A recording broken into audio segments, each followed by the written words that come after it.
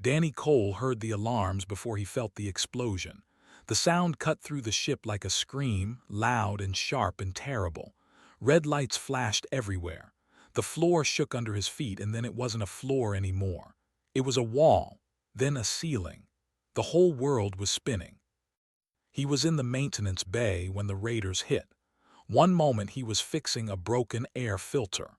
The next moment, fire was eating through the hull of the drift like it was made of paper.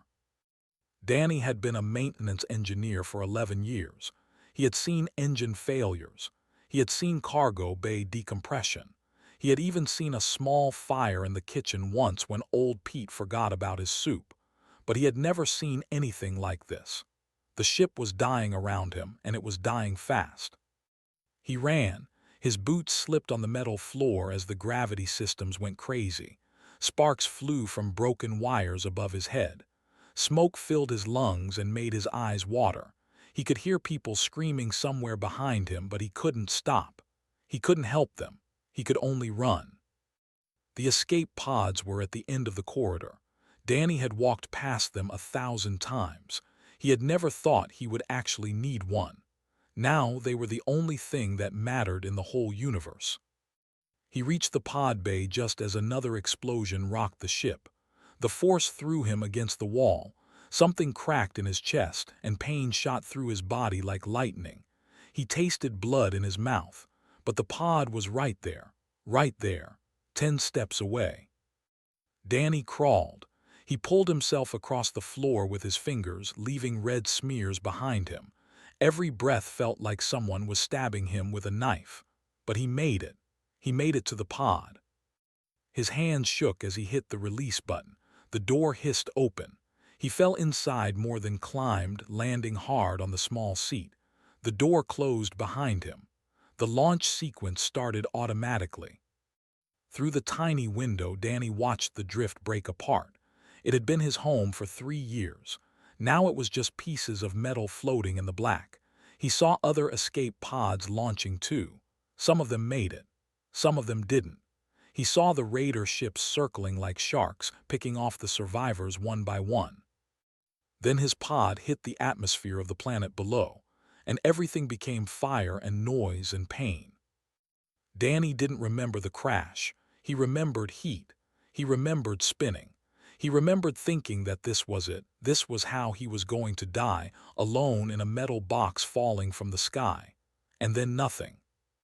When he woke up, he was lying in dirt. Real dirt, brown and wet and smelling like earth. Above him, trees stretched toward a purple sky. Except they weren't really trees. They were something else, something alien, with bark that glowed soft blue and leaves that moved even though there was no wind. He tried to sit up. The pain hit him so hard that he screamed. His ribs were broken, maybe 3 or 4 of them. His left leg was bent at an angle that made his stomach turn. When he coughed, blood came up. The escape pod was about 20 feet away, cracked open like an egg. Smoke rose from its broken shell. Danny looked at it and knew that he should try to reach it. There might be supplies inside. A first aid kit. A radio, something. But he couldn't move. His body simply wouldn't obey him anymore. The sky above him was getting darker. 2 moons were rising, pale and silver against the purple. Danny watched them for a while. They were beautiful, actually. He had never seen 2 moons before. On Earth, there was only the one. He wondered if anyone back home would ever know what happened to him. He wondered if his sister would cry when she heard the news. He was so tired. The pain was fading now, replaced by a strange numbness that spread through his body like cold water. This was it, he thought. This was dying. It wasn't so bad, really, just like falling asleep. Then he heard the sound. It was like nothing he had ever heard before. A clicking, buzzing noise that seemed to come from everywhere at once. Danny turned his head, slowly, painfully, and saw them. They came out of the glowing forest like shadows. Tall figures, much taller than humans, with bodies covered in hard shells that shimmered green and gold in the moonlight. They had 4 arms and 2 legs. Their heads were long and narrow, with huge eyes that reflected the light like mirrors. They moved in perfect silence despite their size. There were maybe 20 of them. They surrounded him in a wide circle, watching, just watching. Their eyes showed nothing. No anger, no hunger, no curiosity, nothing at all. Danny wanted to feel afraid. He knew he should feel afraid. These were aliens, real aliens, and they could do anything they wanted to him. But he was too tired for fear. He was too broken. One of them stepped forward. It was bigger than the others, and there was something different about it. Something in the way it carried itself. It knelt down beside Danny, and he could see his own face reflected in its huge dark eyes. A broken man lying in the dirt of a strange world, waiting to die. The creature made a sound, low and soft, almost gentle. Then it reached out with one of its four arms and touched Danny's face. Its fingers were cool and smooth like polished stone. Danny closed his eyes. He expected pain. He expected death. He expected something terrible. Instead, he felt himself being lifted, carefully, gently, like he was something precious that might break. He felt warmth surrounding him as more of the creatures gathered close. He smelled something sweet like flowers after rain. They were carrying him. He didn't know where. He didn't know why. He only knew that he was moving, floating through the glowing forest in the arms of beings he didn't understand. His last thought before the darkness took him was simple and strange. He thought about his grandmother, back on the farm in Nebraska, telling him stories about angels. She said they had wings and glowing eyes, and they came for people when they were dying. These creatures didn't have wings, but their eyes did glow, soft and silver in the dark, and they had come for him when he was dying.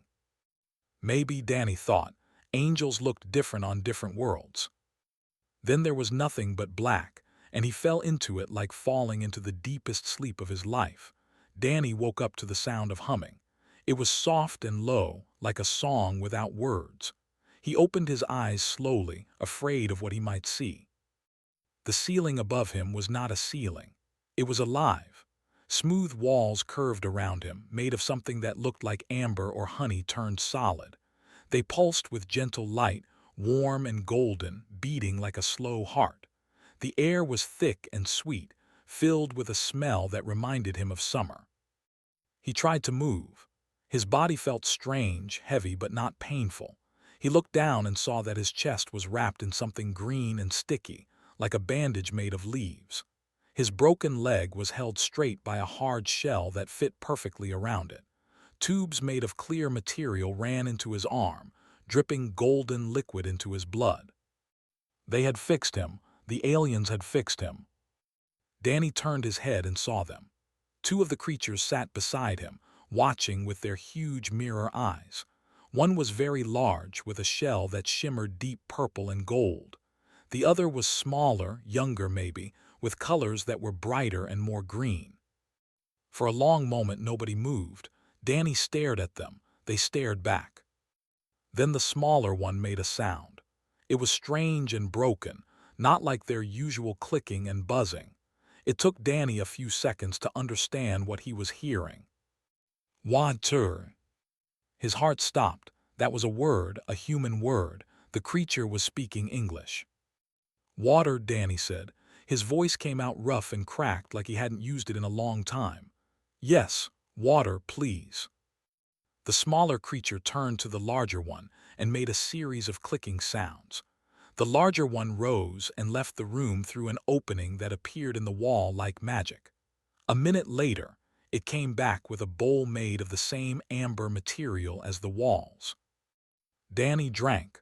The water was cool and clean, the best thing he had ever tasted.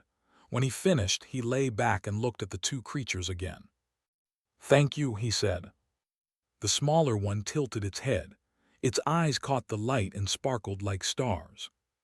"Thank you," it repeated slowly. Then it pointed at itself with one of its four arms. Danny blinked. "Is that your name?" The creature made a clicking sound that might have been agreement. Then it pointed at the larger one. "Queen." "Queen?" Danny looked at the larger creature with new eyes. It sat perfectly still, watching him with an expression he couldn't read. There was something powerful about it, something old and wise and sad. "I'm Danny," he said, "Danny Cole." Struggled with the sounds. "Duh, deco." "Just Danny is fine." The young alien made that clicking sound again. Then it spoke more words, slow and careful. "You, sleep. Long time, many days, we. Watch." Danny's chest tightened. Many days. He had been unconscious for many days. These creatures had kept him alive, had healed his wounds, had sat beside him and watched over him while he slept. "Why?" he asked. "Why did you help me?" Was quiet for a moment. She looked at her mother and something passed between them, a conversation without words, then turned back to Danny. "You dying," she said. "We, no dying, we not want you. Die alone." There was something in her voice that made Danny's throat tight, something broken and familiar. These creatures knew about dying. They knew about it very well. Over the next few days, Danny learned more. His body healed slowly, helped by the strange golden medicine the aliens gave him, visited him often, practicing her English with every conversation.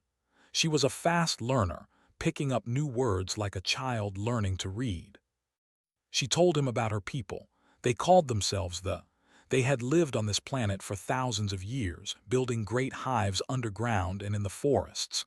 They were peaceful creatures who had never known war. They lived, they built, they cared for their young. But something was wrong. Something had been wrong for a very long time. One day took Danny deeper into the hive.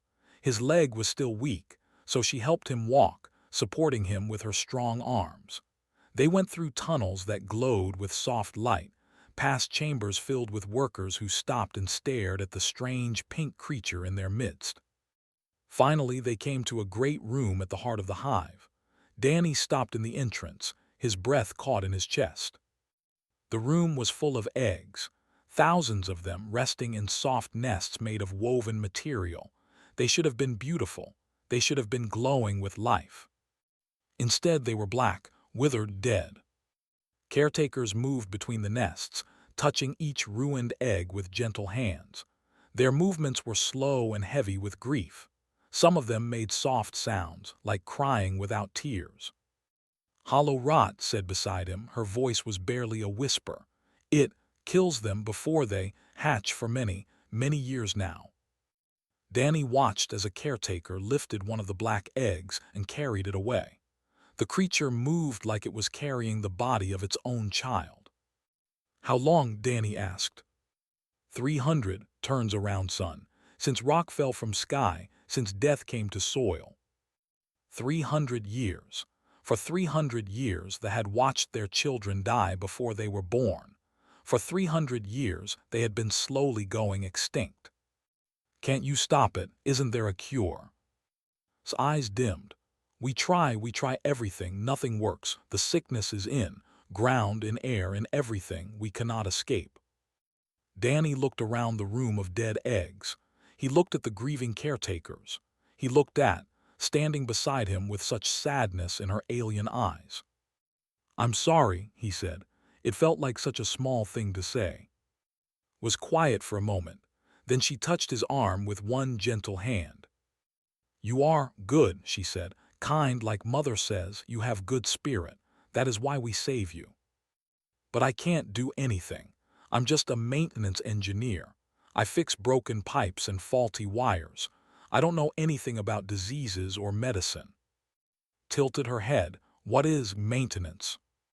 Danny thought about how to explain it. "I fix things," he said finally. "Things that are broken. I figure out why they stopped working and I make them work again."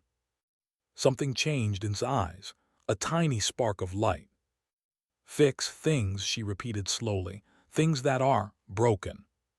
She looked at the room full of dead eggs. Then she looked back at Danny. And for the first time since he had arrived on this world, Danny saw something that might have been hope. Danny started asking questions. He asked about the eggs. He asked about the soil. He asked about the meteor that had fallen from the sky 300 years ago. They answered everything, even when they didn't understand why he wanted to know. Queen watched him with curious eyes. Through, she asked him what he was trying to do. "I don't know yet," Danny admitted. "But something caused this problem. Something changed. If I can figure out what changed, maybe I can figure out how to fix it." The queen made a sound that might have been laughter or might have been sadness. Her daughter translated, "Many have tried, all have failed. We have accepted our ending." Danny shook his head. "I haven't accepted anything, not yet." He went back to his crashed escape pod. It was a long walk from the hive and his legs still hurt, but he needed to see what survived. Most of the supplies were destroyed, but he found a few things. A small toolkit, some pieces of glass from the broken windows, a metal container that could hold water. Most importantly, he found the emergency medical scanner. It was cracked and barely working, but it could still see things that human eyes couldn't see. Danny spent the next week studying. He took samples of healthy soil from outside the affected area. He took samples of sick soil from the hive. He took pieces of dead eggs and pieces of living walls. He looked at everything through his broken scanner and the simple microscope he built from escape pod glass. They watched him work. At first they kept their distance, unsure of what the strange human was doing. But as the days passed, more and more of them gathered to watch. They brought him food and water. They helped him carry samples. They seemed fascinated by his tools and his methods. Was always by his side. She asked questions constantly, wanting to understand everything he did. Her English improved every day. Soon she was speaking in complete sentences, helping translate for the other who wanted to communicate. "What do you see?" she asked one night, as Danny stared at a soil sample through his microscope. "Life," Danny said. "Tiny life, smaller than your eyes can see. The healthy soil is full of it. Millions of tiny creatures living and dying and making the soil rich." He switched to the sick soil sample. The image was very different. "But this soil is empty. The tiny life is gone. Something killed it." Leaned closer, her big eyes trying to see what he saw. The meteor. "Maybe, or maybe something the meteor changed. Your people said there used to be a fungus in the soil, right? Something that helped the eggs grow." Nodded. "The old growth. It died when the sky rock fell. We thought the rock was poison." Danny stared at the empty soil sample. Something was forming in his mind. A memory from long ago, from a different life on a different world. He remembered his grandmother's farm in Nebraska. He remembered the year when the crops started dying, when the soil turned gray and nothing would grow. The other farmers said the land was ruined. They said to give up and move somewhere else. But his grandmother didn't give up. She was too stubborn for that. Danny remembered her building big wooden boxes behind the barn. He remembered her filling them with old leaves and kitchen scraps and cow manure. He remembered the smell, terrible at first, then earthy and rich. He remembered her mixing the dark, crumbly stuff into the dead soil. "You're feeding the ground," young Danny had said, wrinkling his nose. His grandmother had smiled. "That's exactly right. The soil is hungry. It needs life put back into it. We're just giving it a meal." The next year, the crops grew better than ever before. Danny sat back from his microscope. His heart was beating fast. "The soil isn't poisoned," he said slowly. "It's starving. The meteor killed the fungus, and without the fungus nothing else could live. The tiny creatures died. The eggs couldn't get what they needed. It's not a disease, it's a hunger." Stared at him. "Hunger, the ground is hungry." "Yes, and I think I know how to feed it." He explained his idea too, and she translated for Queen. He told them about composting, about breaking down dead plants and waste to create new life, about feeding the soil so the soil could feed everything else. They were shocked. The idea of mixing waste with their sacred hatching grounds was unthinkable. It went against everything they believed. Their hives were clean and pure and perfect. What Danny was suggesting was dirty and messy and wrong. "Your way hasn't worked," Danny said gently. "For 300 years your way has led to death. Maybe it's time to try something different."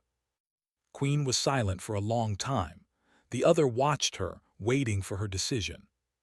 Finally she spoke, translated, her voice trembling.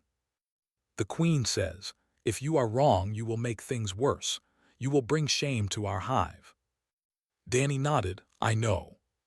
"She says, if you are right, you will save us. You will be remembered forever." "I don't need to be remembered. I just need to try." Made a sound that was almost like a sigh. Then she spoke again. "She says, you may try, but you must work alone. If you fail, no will share your shame." Danny smiled. "That's fair, I'll do it myself." But he didn't do it alone. That night came to him in secret. She brought tools and containers and samples of organic waste from the hive. "My mother will be angry," she said. "Then why are you helping me?" The young alien looked at him with her big, shining eyes. "Because you gave us hope," she said simply. "For the first time in my life, someone is trying, really trying. I cannot watch and do nothing." Danny felt something warm spread through his chest. He had been alone for so long. Alone on the ship, alone in the crash, alone in this strange world. But now he had a partner, a friend. They worked through the night, building the first compost pile. It was messy and smelly and everything they hated, but Danny could feel it working. He could feel the tiny life beginning to stir in the darkness. "This might not work," he warned. "I want you to know that. The conditions here are different from Earth. The biology is different. Everything could go wrong." Helped him carry another load of organic material to the pile. "But it might work," she said. "And that is enough. That is everything."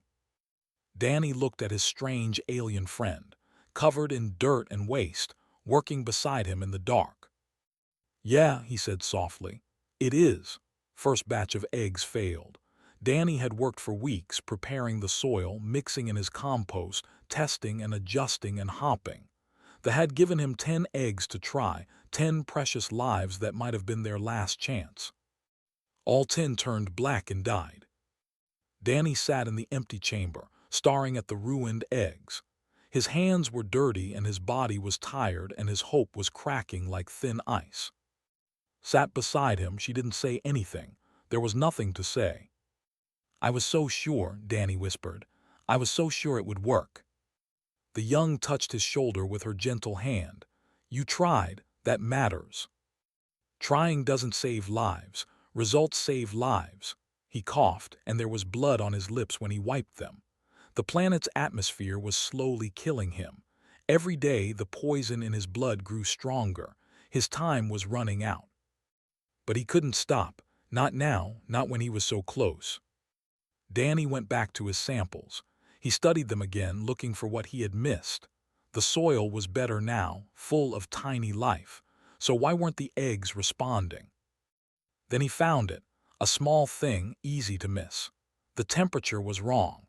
His compost was generating heat as it broke down, but the heat was escaping too quickly in the cool underground chambers. The eggs needed warmth to absorb the nutrients.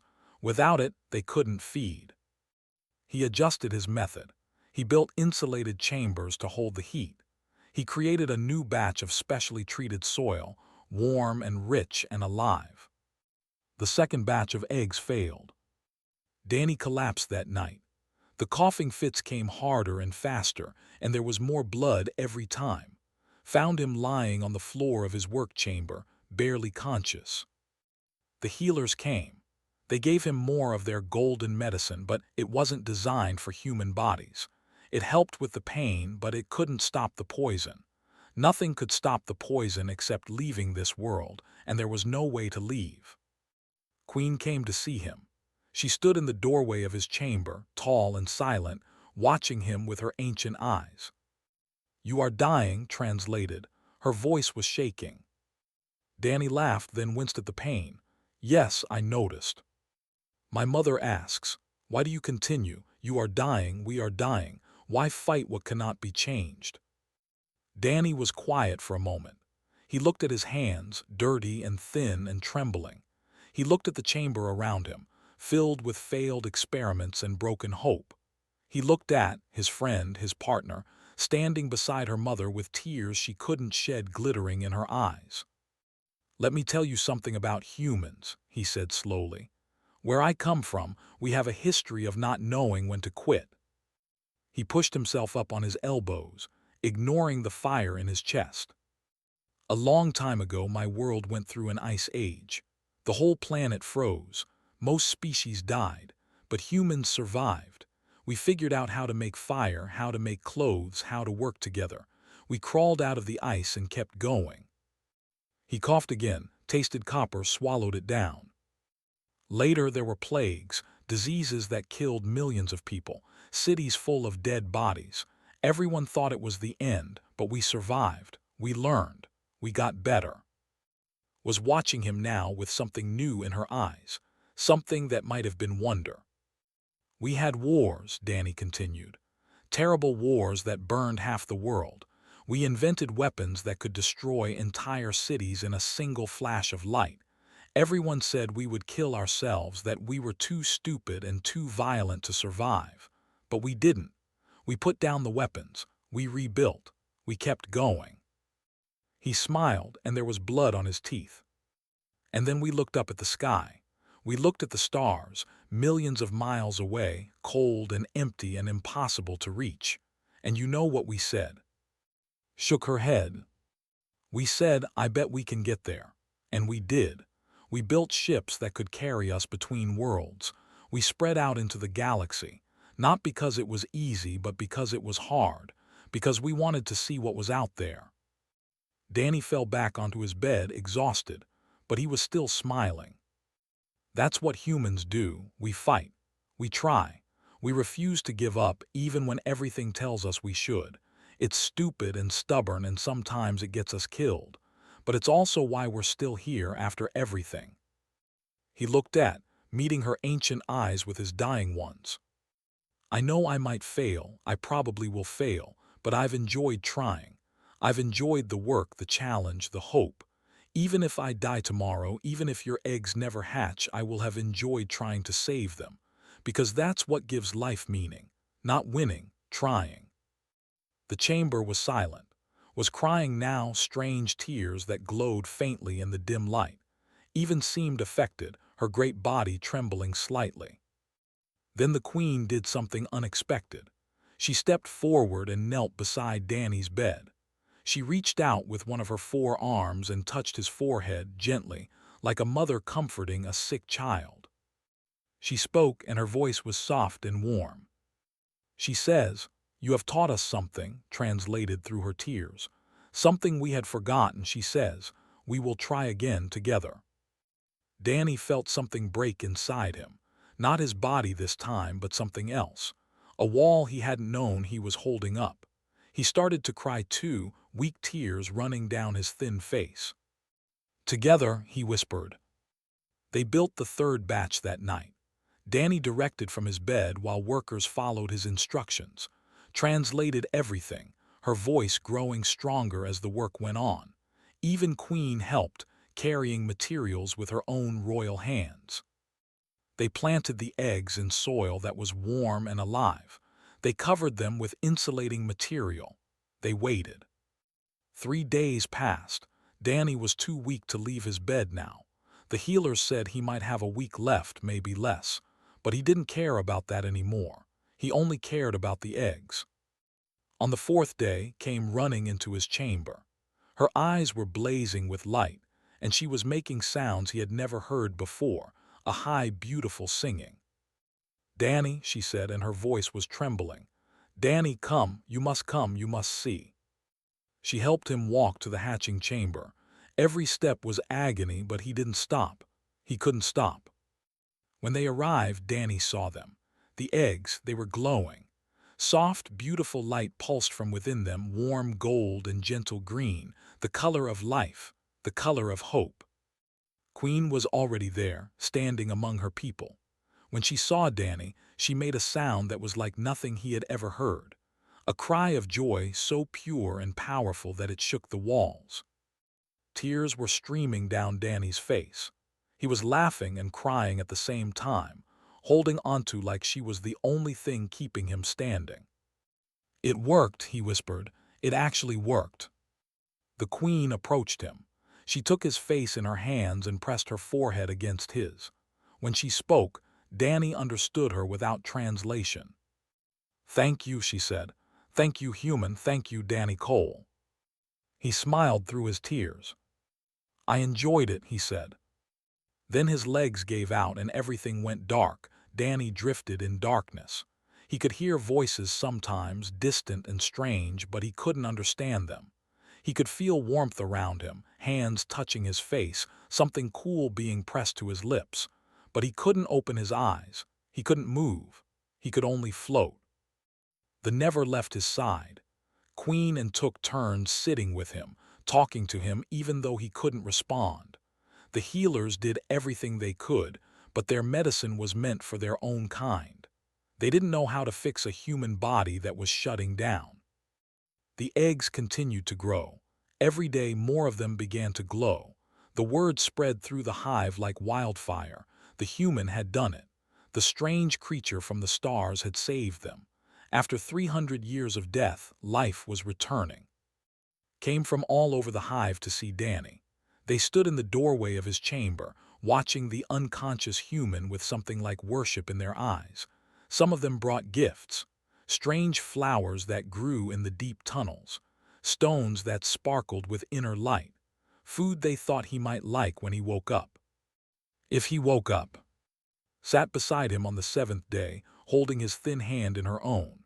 His skin was pale now, almost gray, and his breathing was so shallow that sometimes she thought it had stopped. "You have to wake up," she told him. Her English was almost perfect now. "You have to see what you did. The eggs are hatching, Danny. Real children, alive and healthy. For the first time in 300 years, we are not dying." She squeezed his hand. "You saved us. You stubborn, impossible human. You saved us, and now you have to wake up so I can thank you properly." But Danny didn't wake up. His body was too broken, too poisoned. The healer said it could be any hour now. Then on the 8th day, something happened. A sound came from outside the hive. A roaring, screaming sound that they had never heard before. It came from the sky, getting louder and louder until the whole forest was shaking. They were terrified. They remembered the raiders who had attacked Danny's ship. They remembered the destruction that fell from the stars. They prepared to defend their hive, gathering weapons they hadn't used in generations. But ran outside instead of hiding. Something told her this was different. Something told her this was important. She emerged from the hive just as the ship landed. It was big and silver and shaped nothing like the escape pod Danny had crashed in. Symbols were painted on its side in a language she couldn't read, but she could see the same symbols on Danny's tattered clothing. They matched. Humans poured out of the ship. They wore heavy suits and carried strange equipment. Their faces were hidden behind clear masks. When they saw, they stopped. For a moment, nobody moved. Humans and stared at each other across the clearing. Then spoke in her careful, practiced English. "Please," she said, "we have one of your kind. He is dying. Can you help?" The humans looked at each other. Then one of them stepped forward and removed his mask. He was older than Danny, with gray hair and kind eyes. "Take us to him," he said. They found Danny in his chamber, surrounded by. The healers had done their best, but he was barely alive. The human medics went to work immediately, speaking in urgent tones and using machines that beeped and flashed. "We picked up his emergency beacon weeks ago," the gray-haired man explained too. "It took us this long to find him. We thought he was dead." "He almost is," said. "The air here is poison to humans. It has been killing him slowly since he arrived." The medic shook his head. "Another 12 hours and it would have been too late. He's lucky you kept him alive this long." "Lucky? Didn't think luck had anything to do with it." They carried Danny to their ship, tried to follow, but one of the humans stopped her. "Sorry, humans only." She felt her heart break. After everything, she couldn't even say goodbye. Then Queen stepped forward. She was magnificent in the sunlight, her shell glowing with colors humans had never seen. She spoke in the old language, the tongue of her ancestors, and somehow the translator machines understood. "This human saved our entire species," she said. "He gave everything he had, including his life, to help strangers he had never met. If you take him, you take us with him. We will not leave his side until we know he lives." The gray-haired man stared at her. Then he looked at the crowd of behind her, hundreds of them, all watching with their shining eyes. "Well," he said slowly, "I guess we're making a bit of history today." He smiled. "Welcome aboard." Danny woke up slowly. His head felt like it was filled with cotton. His body felt like it weighed 1,000 pounds. But the pain was gone. The terrible, constant pain that had been his companion for weeks had simply vanished. He opened his eyes, white ceiling, white walls, the soft beeping of machines. He was in a medical bay, a human medical bay. He was alive. Danny turned his head, and his heart stopped, and sat beside his bed. They were watching him with their huge, beautiful eyes, and when they saw that he was awake, made a sound that was half laugh and half cry. "Danny," she said, "you came back." He tried to speak, but his throat was too dry. Brought him water, holding the cup to his lips with her gentle hands. He drank, and it was the sweetest thing he had ever tasted. "How?" he managed to ask. "Your people came," said. "They found your signal. They took you to their ship and fixed you. You have been asleep for many days." Danny looked at. The Queen had not moved. She sat perfectly still, watching him with an expression that was almost human. "The eggs?" he asked. "Hatching," said. "All of them. Hundreds of new lives, Danny. The first healthy generation in 300 years. You saved us." Danny felt tears on his cheeks. He didn't bother to wipe them away. "You stayed with me," he said. "Both of you, you stayed." Tilted her head in that way she had. "Of course we stayed. You taught us that. You taught us to try, to fight, to never give up." She smiled, and somehow her alien face was the most beautiful thing Danny had ever seen. "You enjoyed it, the trying, the fighting. We want to learn how." Danny laughed. It hurt, but in a good way. "Stick around," he said. "I'll teach you everything I know." 15 years later, Danny Cole stood on a hillside He was older now, gray-haired and slower than he used to be. But he was still there, still alive, still trying. Below him, the Festival of First Light was in full swing. Thousands of celebrated in the glowing forest, their shells shining with colors that humans still didn't have names for. Among them walked humans, dozens of them, friends and partners and family. Ambassador stood on a platform, addressing the crowd in both languages. Her voice carried across the hillside, strong and proud. Beside her stood Dr. Cole, her adopted human name worn like a badge of honor. She had just received her doctorate in xenobiology from a human university. She was the first to ever earn a human degree. "Not bad for a maintenance engineer," said a voice beside Danny. He turned to see his sister, who had come to visit for the festival. She was smiling at him with tears in her eyes. "I just fixed what was broken," Danny said. "That's all I ever did." She put her arm around him. "You did a bit more than that, I think." Danny looked back at the festival, at the humans and laughing together, at the children of both species playing in the glowing trees, at the world he had helped save. On his mantel at home, in a small house on the edge of the forest, sat a single gift from Queen. A fossilized egg, polished to a shine, with an inscription in both languages. He knew the words by heart. He enjoyed it. Danny smiled and watched the festival lights dance beneath the twin moons. "Yeah," he said softly, "I really did."